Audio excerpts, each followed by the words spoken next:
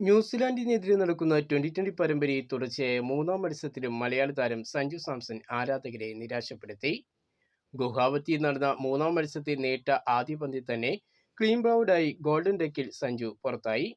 ഇതോടെ കളിച്ച 3 മത്സരങ്ങളിൽ സഞ്ജു നേടിയത് വെറും 16 റൺസ് മാത്രമാണ്. ന്യൂസിലാൻഡ് പേസർ മാറ്റ് ഹെൻറിയുടെ പന്തിലായിരുന്നു സഞ്ജു 0-ന് മടങ്ങിയത്.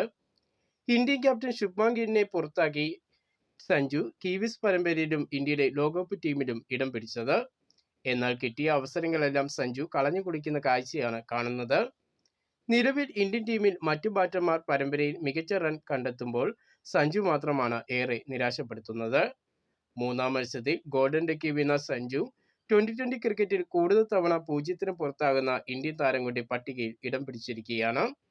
ട്വന്റി ക്രിക്കറ്റിൽ ഇത് 7ാം തവണയാണ് സഞ്ജു 0-ന് പുറത്താകുന്നത്. ഇന്ത്യൻ സൂപ്പർ താരങ്ങളായ രോഹിത് ശർമ്മ, വിരാട് കോഹ്ലി എന്നിവരും കൂടുതൽ തവണ 0-ന് പുറത്തായിട്ടുണ്ട്. 12 തവണ 0-ന് പുറത്തായ രോഹിത് ശർമ്മയാണ് പട്ടികയിൽ ഒന്നാമൻ. കിവീസ് പരമ്പരയിൽ തുടർച്ചയായി സഞ്ജു ബാറ്റിംഗിൽ പരാജയപ്പെട്ടതോടെ സോഷ്യൽ മീഡിയയിൽ ആരാധകരുടെ രോഷം കൂടി. സഞ്ജുവിനെ ലോകകപ്പ് ടീമിൽ നിന്നും ഒഴിവാക്കണമെന്നും സഞ്ജു ടീമിൽ സ്ഥാനം അർഹിക്കുന്നില്ല എന്നുമാണ് ആരാധകർ പറയുന്നത്.